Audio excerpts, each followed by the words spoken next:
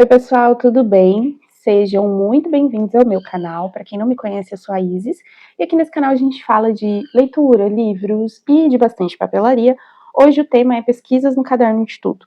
A minha ideia é mostrar para vocês um pouco do que já tem no meu caderno de estudo, como eu faço essas pesquisas, levar vocês mesmo para dentro desse universo de como que eu faço, que jeito que eu anoto as minhas pesquisas, mostrar um pouco aí uma pesquisa sendo feita e inspirar vocês a terem um caderno de estudo e fazerem pesquisas, porque conhecimento nunca é demais. Então, já faz aí o teu café, o teu chá, se inscreve aqui no canal e vamos pro vídeo de hoje. Eu tô aqui com a minha capa da Sônia Rondon, vocês sabem que é minha fiel escudeira, anda comigo pra cima e pra baixo. Aqui dentro está o cerne da minha vida, com exceção das minhas duas agendas que não estão aqui, mas está o meu caderno de estudo, caderno de estudos, caderno de leitura e páginas matinais, que é aquilo que eu escrevo de manhã. Já tem um vídeo aqui no canal mostrando o meu ecossistema, mas rapidinho. Isso aqui é o que eu escrevo todos os dias de manhã. Esse aqui é um caderno que eu faço anotações enquanto eu leio, não é aquele caderno com as resenhas. Esse aqui é um caderno que eu uso para fazer estudos, estudar coisas teóricas, científicas. E esse aqui é o meu caderno de estudo, que é um caderno que eu uso para, tipo assim, basicamente colocar pesquisas, trechos de coisas interessantes. Como diz aqui, né? É um livro onde passagens notáveis de outros trabalhos são copiados para o seu uso pessoal. Então aqui é onde estão as minhas pesquisas. Esse aqui é a edição 2, tá? Porque o número 1 eu comecei em dezembro e ele durou até março, então esse aqui foi inaugurado... Março não, ele durou até abril, esse aqui foi inaugurado agora no comecinho de maio. Então, o que eu já tenho de pesquisa aqui? Antes de mostrar isso, esses cadernos são lá da loja Minemori, tá? Ó, eu gosto bastante, porque eles são bem gostosos. Eu adoro essa folha quadriculada, mas eles têm outras folhas, tá? Tem pauta normal, pontilhada, pauta branca, do jeito que vocês quiserem. Então, a primeira pesquisa que eu tenho aqui é sobre a lamotrigina. A lamotrigina é um remédio psiquiátrico, né? Utilizado principalmente contra a prevenção de episódios depressivos, né? E aí, ele age no cérebro regulando a atividade elétrica dos neurônios. Ele reduz a liberação de uma coisa chamada glutamato, que é um neurotransmissor que faz os nossos neurônios ficarem excitados, ligadões, e quando eles estão assim, eles produzem instabilidade de humor, ansiedade, impulsividade, sobrecarga mental, e eu pesquisei sobre este remédio porque é um remédio que foi incluído na minha lista de medicações que eu tomo. Não é tabu pra mim, não sei se vocês sabem, mas eu sou bipolar do tipo 2, então eu faço tratamento há muitos e muitos anos. Hoje eu tenho 35 anos, mas tem, sei lá, uns 20 anos que eu faço tratamento. E é muito constante essa coisa de alterar remédio, por questões de fases que a gente passa. E aí eu fui conversar com o meu médico e a gente, né, foi fazer, eu fiz algumas pesquisas baseadas no que ele me falou. Inclusive ele me passou o nome de uma outra medicação, aí eu pesquisei. Essa outra medicação, ela causava lentidão, dificuldade de encontrar palavras, raciocínio lento. Isso é algo que eu particularmente não conseguiria tolerar.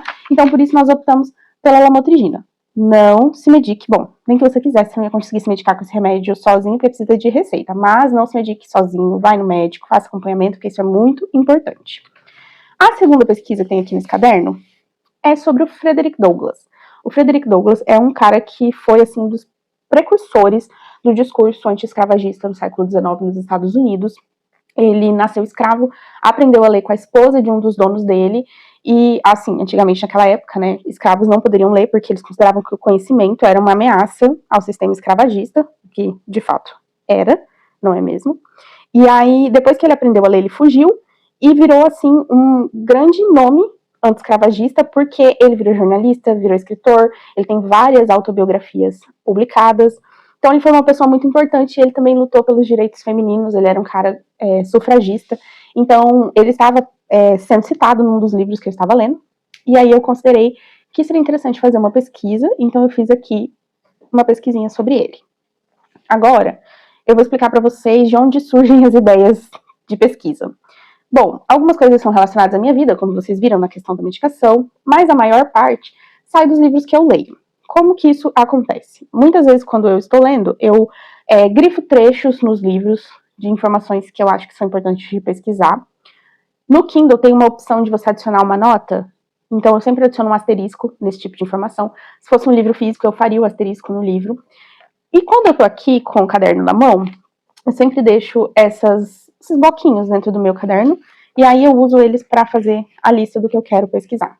Então, ó, aqui é a lista do que eu ainda quero pesquisar. Sim, a lista é grande e ela nunca vai ter fim, tá, gente? Então, assim, ó, eu tenho aqui o que torna um planeta habitável, o que é um exoplaneta, paradoxo de Fermi, função de onda e alquimia.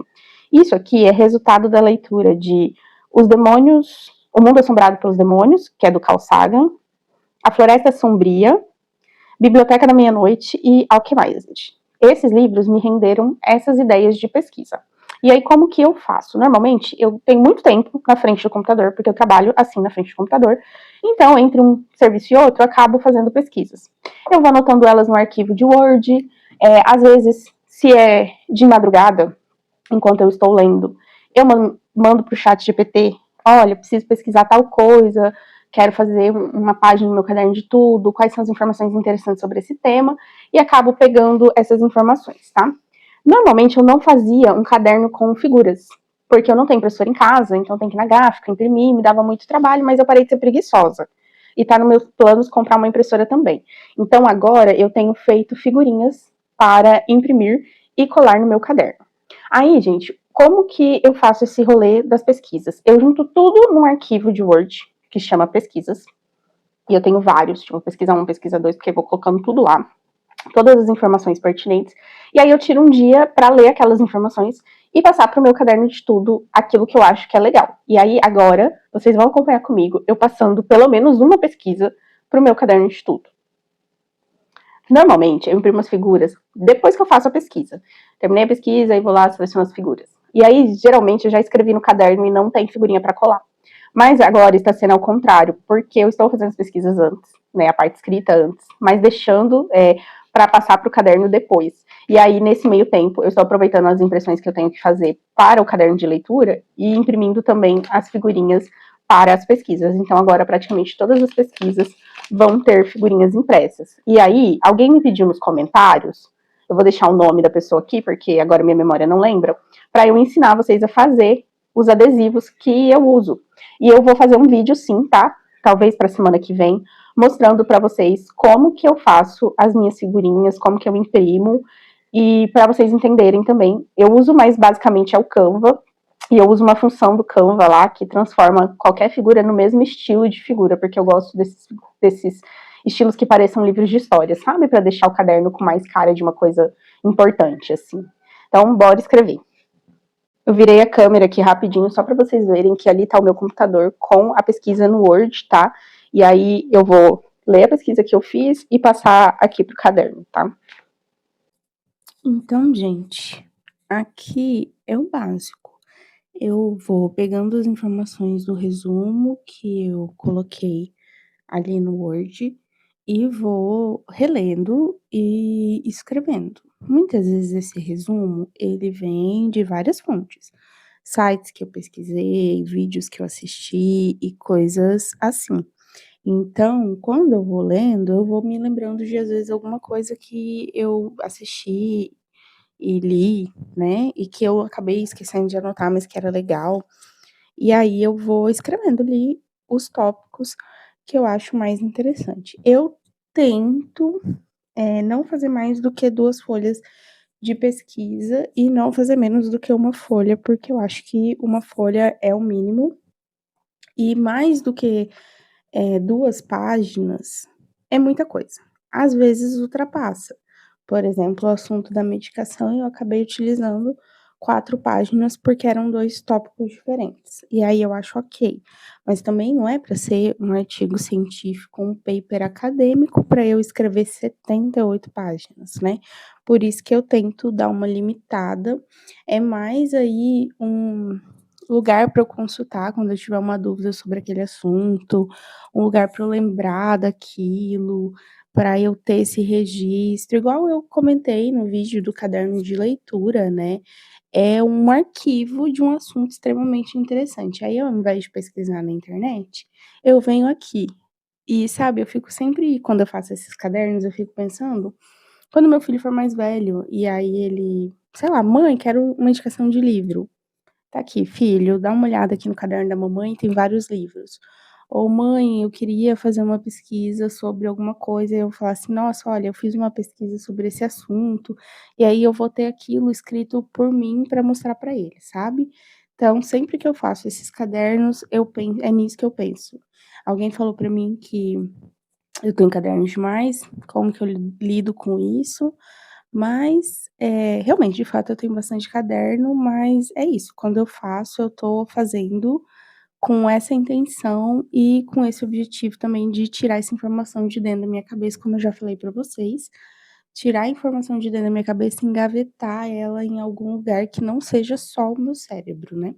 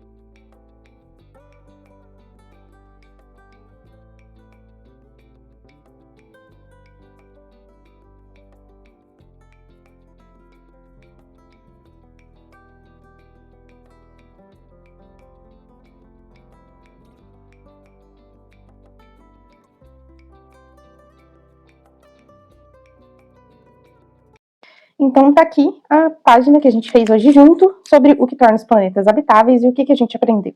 A gente aprendeu que para um planeta sustentar a vida, ele precisa de 5 coisas: temperatura para que a água seja líquida, então ele não pode ser nem muito quente nem muito frio, uma atmosfera estável, uma fonte de energia, que seria uma estrela, elementos químicos essenciais e estabilidade ao longo de milhares de anos. Gente, sobre a pesquisa era isso, né?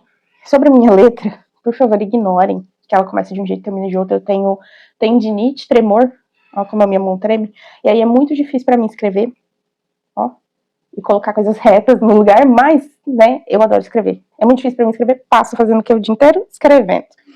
Ficou uma gracinha a página, né? As figuras realmente fazem a diferença. Eu descobri que existe um papel adesivo que é transparente. Mas eu sou meio jovem nesses termos, porque eu descobri o papel adesivo bem recentemente. Antes eu fazia tudo em colagem. E aí, como eu gosto dessa estética, para mim não era um problema, porque a impressora do meu serviço só imprime preto e branco. Então, para mim era tranquilo. Mas aí eu descobri o papel colorido.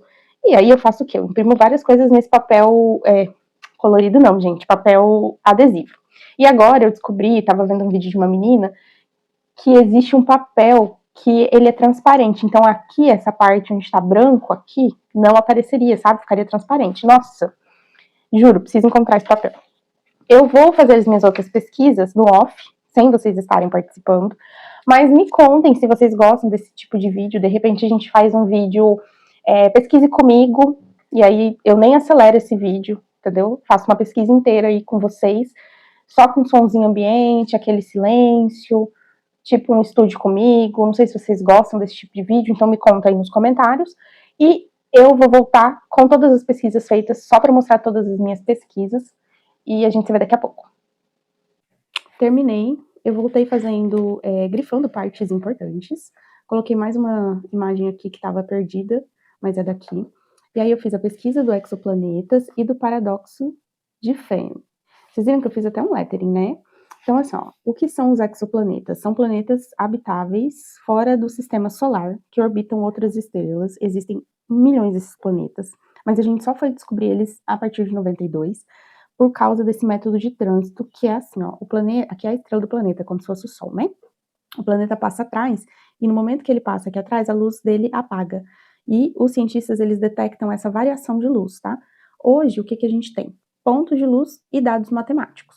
E é aí que a gente entra aqui no nosso amigo Fermi, que ficou pensando assim, gente, se o universo é tão grande, a Via Láctea tem tantos planetas, tantas estrelas, na verdade, né?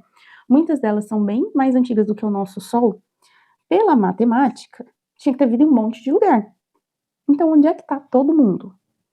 Essa é a pergunta que deu origem ao paradoxo de Fermi, tá?